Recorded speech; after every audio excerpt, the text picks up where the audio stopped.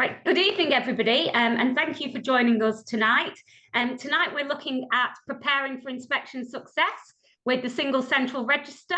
For those of you who haven't been to our webinars before, this is a new series that we've put on for HR directors and HR professionals.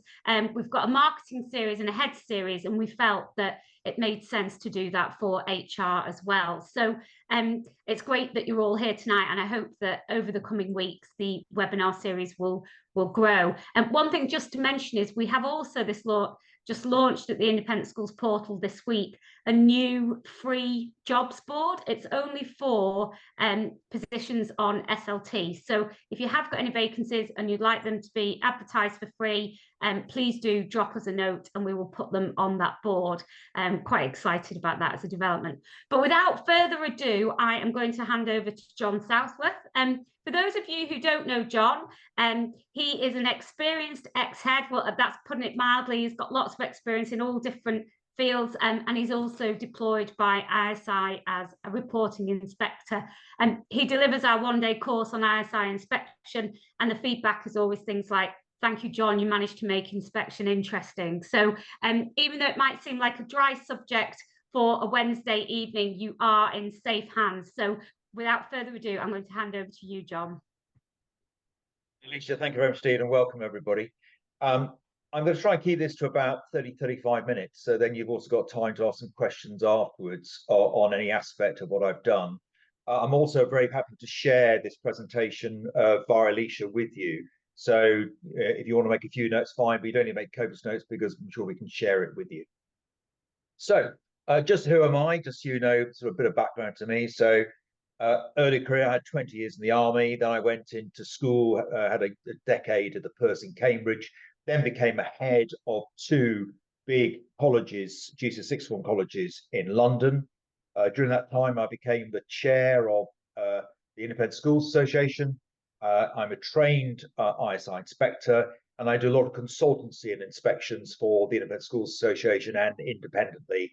And I also work for a wellbeing company called School TV, which I'm very, very passionate about because wellbeing is absolutely crucial in every inspection. The final thing I'll say is I don't represent the Independent School Inspectorate. So the views I express tonight are very much my own views, but they're the views based on experience and having gone into a lot of schools about how best to run your SCR to make sure that it's ready for inspection success. So I think the first thing I wanted to cover is the reference documents that I've used were the reference docs that you should use as well to make sure your SCR is compliant.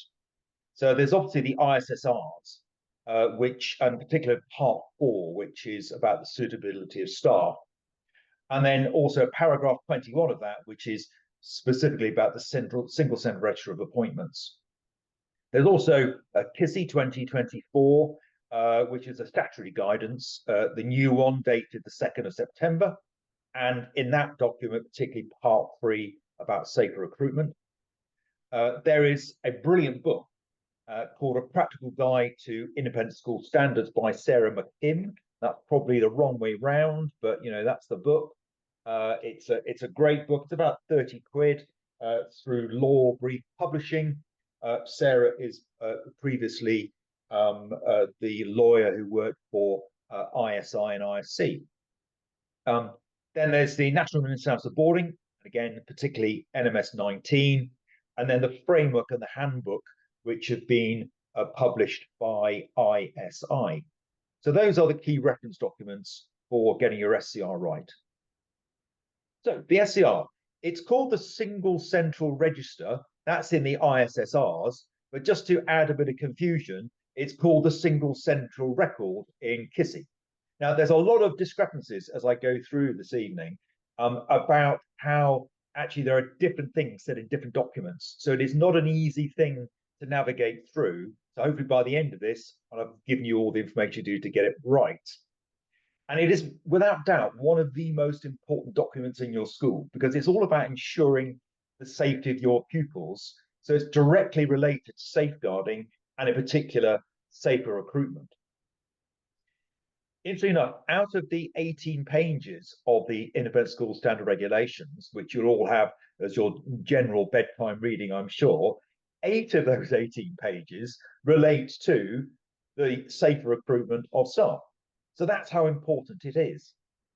And without doubt, in my time going around schools, and in all the schools I do pre-inspections for, and I'm doing one tomorrow, for example, and every single one I've been in, there have been failings on the SCR. Now, some of those were not proportional, or maybe in the old ways, not material. But I've not been yet to one school where I've not found an error. So checking your SCR and getting it right is a really big thing to do. And the key to any single central register is that all the dates, and there are 2 exceptions that I'll come to later on, must be completed on or before the start date.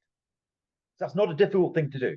If you can all just focus on that statement, every check you do needs to be completed before the start date. That's not the contract date, that's the start date. So again, you can do some clever things on the SCR, which, for example, a lot of schools have this year, all the start dates for staff as the 1st of September 2024.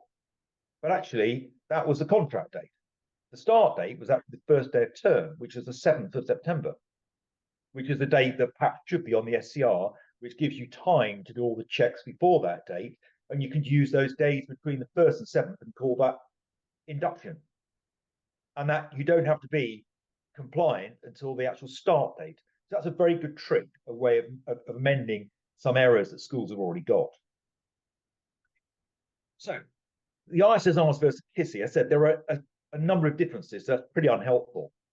And the list of checks to be recorded is not as extensive as the list of checks to be carried out.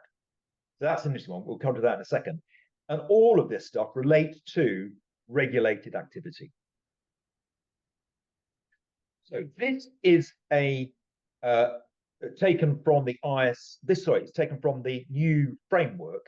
And this is basically the checks that you have to do and those that have to be recorded on the SCR according to the ISSRs. Okay. Now, it's interesting that you'll see a number of those are not in bold. For example, there's no requirement to put the name or the post or the start date on your SCR. That's not a legal requirement. Isn't that absolutely crazy? How can you do a check of your SCR without that information there? You can obviously put A, B, C, D, E, which you would do when you present your SCR to an inspector. You would anonymize it by a number or a letter. But actually, there's no requirement to have those details on the SCR. So let me carry on this madness, but it will come clear. So these are the pieces of data that need to be actually on your SCR. So these are the 8 key bits of data. And I'm going to go through each one of these step by step. Okay? Let's go to the first one. Sorry, on top of that, well, the first one to say is, this is data that's not required, but I think is absolutely essential. So, of course, the name, that's their first name and their surname or surnames on appointment. So you're going to have, obviously, people who've got married, both men and women who've changed their name through marriage. You've got some who changed their name to a double-barreled name. You've got some who've changed their name by deed-poll. But you need to have all those names because you need to do the relevant checks on every single one of those names. Again, a failure I find a lot of schools is that they have checked the married name of a female member of staff or a male member of staff. They've only been married for 6 months. They haven't checked the 22 years before when they're on a different name. Again, that's a pretty worrying state of affairs. You need to have the appointment title on the start date. Now, if the appointment changes during the course of their time on the SCR, you don't change that appointment. You can change it in the remarks column or the notes column, but always keep the original title on there. The start date, as I say, doesn't have to be the same date as the contract date. There's something which is KISI recommends, which you should do now since September 22. Since September 23, it became something which was you must do rather than you could do. And it's the online check. I did a lot of research on this, and the company that I used when I was a principal was called www.spindex.com, and that you literally put in the name, date of birth, and email address, and it produces you a fantastic report and goes straight onto your staff file. It's about 30 odd pounds per member of staff. And if you imagine you're doing lots of checks on Twitter, Instagram, Facebook, and all the other things, that can take you or your HR people many, many hours. This does it for you instantly. References and the date of those two references, one of which must be from the most recent employer. Again, that must be on your SCR. It's not a statutory requirement, but it must be because it tells you doing your job properly. Medical fitness.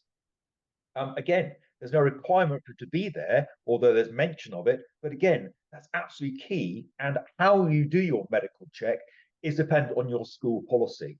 But the key thing is you're asking relevant questions about disability and health to make sure that that person is capable of doing that specific job. Next thing is employment history. And that the reason that's got to be there, that you check that employment, is you've actually gone through the application form, not their CV. Maybe you could do the two combined, but you're checking for gaps in their employment. And any gap that is greater than 3 months, they've got to have an explanation for, because they could have been abroad teaching in a school, they could have been in prison. I don't know, they've got a whole range of things they could have done. But you need to have that information. That's why you need a standard application form, which allows them to give you a chronology of where they've been since they've been at school. What I used to ask my candidates to do is, alongside the application form, is to give me an A4 sheet with everything they've done since they left school by month and by date. Most people can remember that. Even me at my age, I can remember sort of dates and months. But it's very then easy to then find out where the gaps are more than 3 months, explain why that gap is 3 months. Last thing you could have on your SCR, doesn't have to be there, but it depends on your setting, is any disqualification for childcare, which obviously in EYFS staff have to declare that they're not on that list, and they need to do that generally annually. Okay, so the proper data requirement. So when was the identity check carried out? So the best way of looking at that is to get their birth certificate. So that's again something recommended in KISSI. And I think it's a really good thing if you get birth certificate, you take a copy of it and put it in their file, then at least you know what their first name was. And after that, any changes of names that they've got, so you can do all the relevant checks for every one of their names. Current address, normally via utility bills and bank statements. The key thing about those documents that you take a copy of, only take a copy of the top bit, maybe the symbol for the bank, the address of the bank, their address, just so it's you can see that it comes from a proper place or a proper utility bill. The key thing is to redact anything to do with their personal data, i.e. money going in, money going out. Just redact it or cut it off with a pair of scissors and re-photocopy it. Their national insurance number and their driving license. They're really good documents to have copies of and to go on their staff file. Even with qualifications were checked. You need to see the originals for every qualification that the candidate has stated on their application form. And ideally, I said, they should only be provided the ones that are relevant to the job description. Give you an example. I was wanting to employ a receptionist, and on the job description, there's no requirement for any qualifications whatsoever. But the candidate declared that they had 3 A-levels. And we kept asking them their A-level certificates when we'd provisionally offered them the job. Eventually, they came in to see me, and I said, I need your certificates before you can start. And they said, I'm sorry, I lied. I don't have any A-levels. And I said, well, goodbye. That's it. You can walk out. We would offer you the job. We know the qualifications, but you've lied on your job, on your application form. If you lie once, what else could you possibly lie about? So if they state they have a qualification, you've got to see that qualification. Otherwise, get them to change your application form or say, we don't need that, change your application form. So that it doesn't create more issues for you in getting that documentation. the date which an enhanced DBS certificate was checked by the school. So it's on the update service, that's fine, because they give you the reference number, you can check it online, but you still have to see the original certificate before they start work.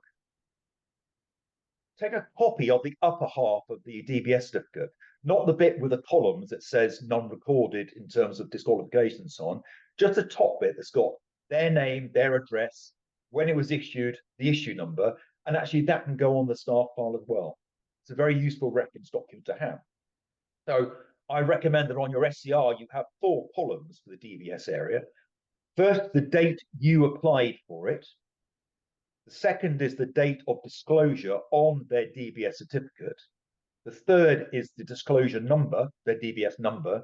And the fourth is when you physically saw that certificate. That should be before the start date. However, this is the first occasion that the recorded date can be after the start date, as long as the application was done before the start date. But in that case, if the DBS has not arrived at their house and they've not brought it in, they have to be on a risk assessment and all the other checks have to be done.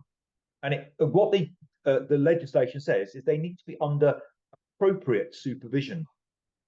What that really means is you show them risk assessment, you've done all the other checks, and in my recommendation, in that case, you should take up an additional reference, a third reference, to be on the safe side. You put a risk assessment that show you've done all the other checks, and then that risk assessment has to be reviewed every 2 weeks before that DBS arrives. So I've had a couple of situations where the DBS has not come through for about 3 months because it's been held up in the police area. All clear just because there was just volume of work, but it has to be reviewed every 2 weeks. And you can again provide evidence of that by going onto your system that is producing their DBS and print off the page that show that it's still in progress. Again, that's really good evidence to show inspectors you've done all the right checks every 2 weeks, trying to get the DBS certificate out of that member of staff. The date on which the barred list was checked. So barred list is for regulated activities, not for everybody. But again, you've got to do the checks for every single surname. Now, if you do it as part of the DBS, and you should do that anyway, I recommend you always do a separate check regardless. And you do that separate check no more than 3 months before the start date, because a lot can happen in 3 months. So when a member of staff gets offered a job, you've done the check. If you do it too early, like 6 months before, something could happen in that period before they start. And you should record that check date on the SCR. Now, normally that check date will be the same as the DBS date because that's when you've done the check alongside the DBS with the enhanced DBS check. But again, I still recommend you do a separate check. It only takes 15 seconds to do the check, but do it and record that date on your SCR as well. And I said, when you've done that barred list check online on the DFE site, if you print off that page that says no records found, great evidence that you've done that check. The law is that the date on the SCR, that is actually the check done. If you put a date on, they are checking that that's your integrity. You are saying, I've done that check, there's a date. You don't have to produce evidence for it.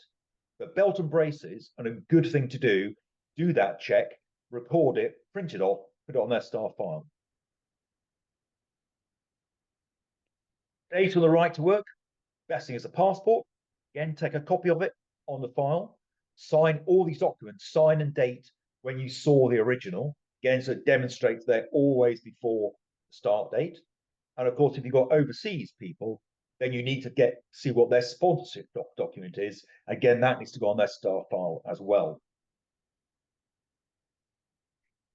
Next is the overseas check. Now, clearly, if they've been somewhere for a period of over 3 months, they've been in a particular country, they need to have, ideally, a police check from that overseas country. Now, this is only a recommendation. The legislation say you should do whatever check you think is appropriate. I think the appropriate check is to get a police check. If they're ex-military, like I was, I have to get a certificate of good conduct. So that's another way of doing it.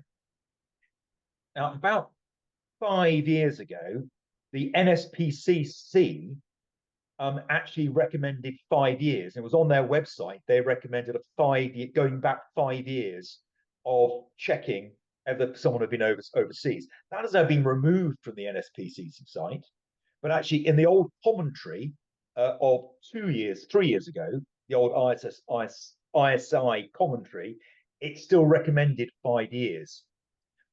I think most schools now go back 10 years, and you need to check your safer recruitment policy to see what your policy says. I think 10 years is a good start point. Actually, if you want to do it really well, you go back full life since they've left school. And again, most staff should have no problem with doing that for you. Last thing I think is the date on which prohibition from teaching was checked. Again, print off that page from the DfE website. Again, it must be for the start date. And again, I recommend you don't do it more than 3 months before the start date. So when you've employed a member of staff, maybe in February to start in September, get you or your HR person to put a diary date in 3 months before the start date, then do the check at that date.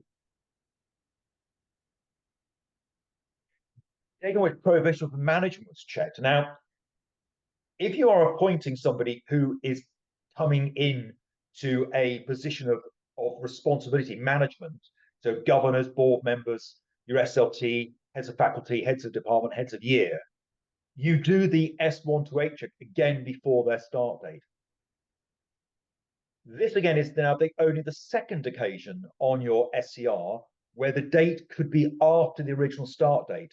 And that's if you have an internal management appointment. When you do that, you should obviously do an interview process, take up internal references, but you then need to ensure that the S1 to 8 check is done before they start that new management role.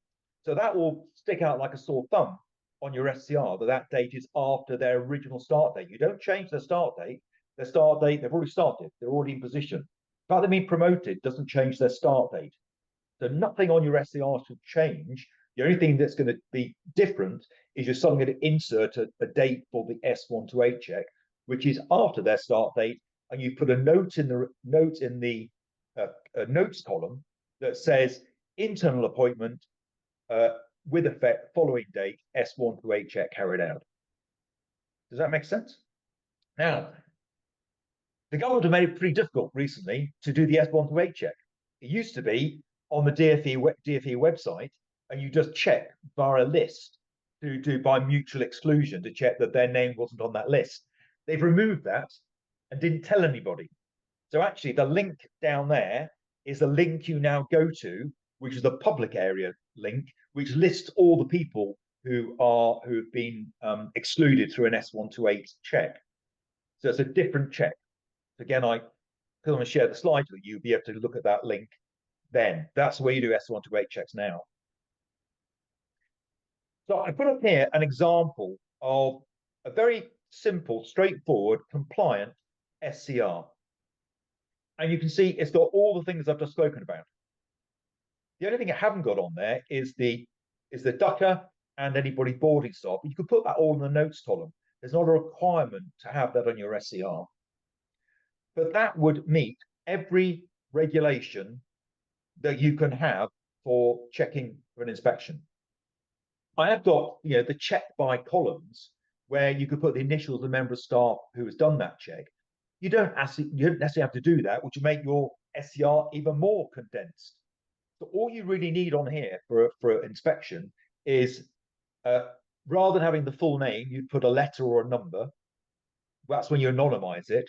The position, all the other things should just be dates and check by dates. And all those dates should be before the start date. If they're not, there should be something in the notes column. You want to give the inspectors the minimum amount of information so they don't start asking too many questions. If all the dates are before the start date, tick, no problem at all.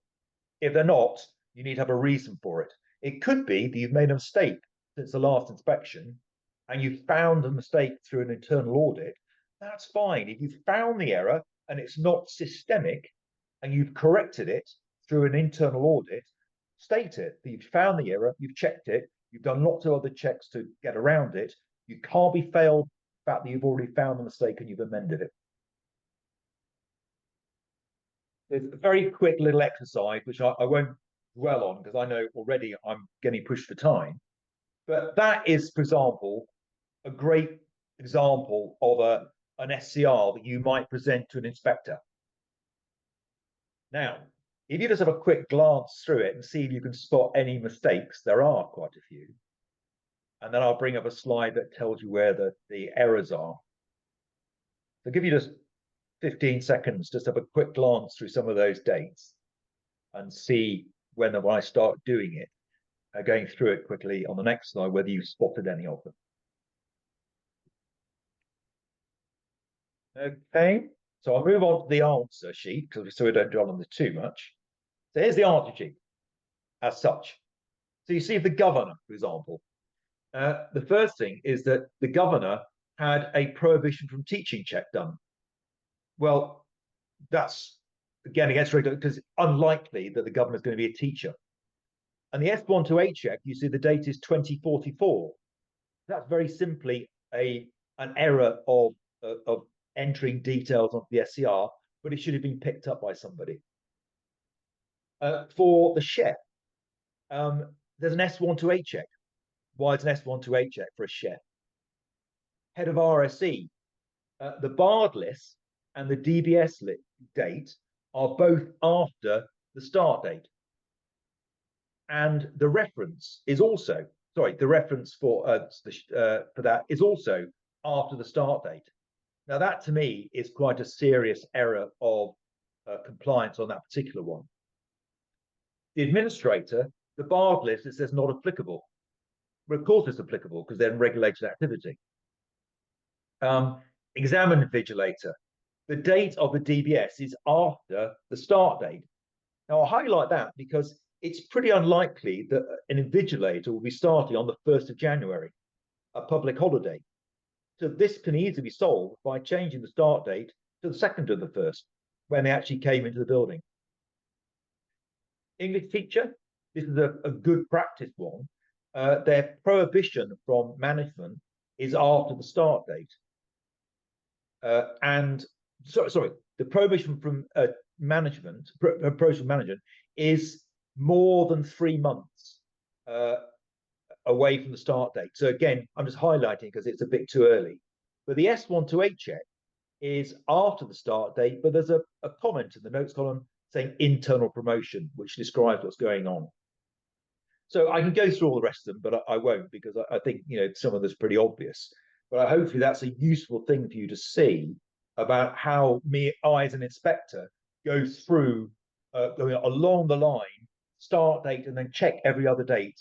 And if they're not before the start date, it starts to ring a few alarm bells. So I thought I'd give you a few tips in my last couple of slides, which hopefully will allow you to see sort of my thinking process with some of the things I do. Get your SCR checked regularly by your safeguarding governor.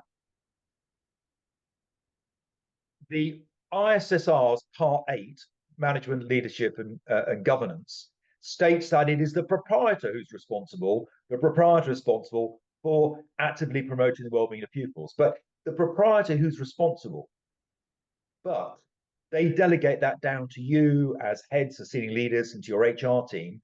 But actually, you need to get your SCR checked by your safeguarding governor. So there should really be 3 people who check it.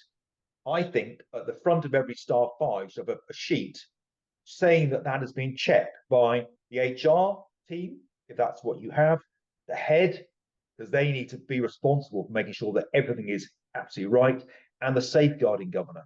So again, as inspector, if I open the front sheet and see some signatures of people who've checked it, it gives me a warm feeling there's been a good process that's gone through. Make sure that your SCR can be formatted into a simple spreadsheet, as I described before, and it's like the example I showed earlier. So if you're using a management information system that does your SCR for you, make sure you know how to export it to make it into a simple format ready for inspection. Place a line across your SCR when your last inspection occurred. Because when you get asked to give your SCR to the next inspection team, they don't want it before they only want it since the last inspection, not before, because they assume that's all been checked and cleared off. Only send since your last inspection. Remove any unnecessary data when sending to inspectors. You might have a number of columns on your SCR, for example, which you don't need: address and date of birth and safeguarding training, other, prevent training, all nice things to have, but actually I would not put them on that record. They should be on their star files or another spreadsheet, not on the SCR. Keep your SCR as simple as possible. And the other thing I'd recommend is to have 2 files per staff member. You have one file that is only related to their SCR data. So their application form, their interview notes, the references, the barred list check, the prohibition check, all those types of things that go onto that file, and that file never ever changes. I don't want to see a file which is 2 inches thick with no dividers, no order, because it creates an impression of disorder, which I don't need to see that contract, because that contract will have personal data like their salary. I don't want to see that, and inspectors don't need that. What we just need is the data that relates directly to the SCR and the regulations. So have 2 files in my view, and if you haven't got that in process, maybe start it now, that you start a process of 1 file for SCR related material, another file which is personal and only personal to you as the senior leader. Another set of tips: have a number of tabs on your SCR, including levers, so that if anybody leaves your establishment, immediately cut and paste them into the levers file, the levers tab, and then when you archive your SCR at the end of the year, that becomes your old SCR. The new SCR is fresh. You just delete the levers tab and have a fresh levers tab. So you've still got everybody recorded on the old system, on the old SCR. The new SCR is then cleared of all the levers. Have your staff recorded in start date order, so the newest always goes to the top. Much easier then, so you just work down, and then eventually you get to the line where your inspection happened. Alphabetical order doesn't help, because again, the inspector has got to reorder it. That's the way we like to see it. I said already, remove any unnecessary columns, archive your SCR annually, check for all names. I referring to the birth certificate about the checks you have to do, to make sure you've done checks for every single surname that any individual has got.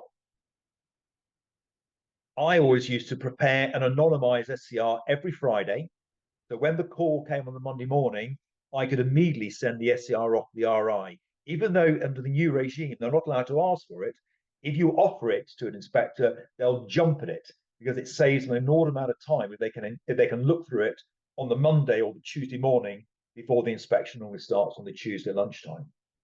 Great if you can do that. And again, it's good practice to check that it's been done properly. Don't ever change the dates on your SCR. It's non-compliant. Some schools do DBS, redo their DBSs every 3 years. That's good stuff. But what they were doing also is changing the numbers and changing the dates on the SCR. That's non-compliant.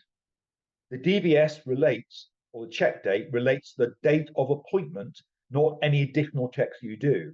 If you do additional check, put it in the notes column, that's fine, or have on a column you can hide. Do not change any dates on your SCR. Once it's entered, it doesn't change. Be confident, send your SCR to the RI on the first day. They love that, because if it's right and you're confident with it, it creates a very good feeling from day one. There you go. That's me. I'm open to any questions. If you want any further support from someone like me, then you can contact me via the details or by Alicia or David. I do go around to schools giving advice and spending maybe a day with a school where I would do full check of the SCR and then check a lot of staff files and give advice on what you can do to make sure that you are fully compliant, ready for that day when the call comes from the inspector.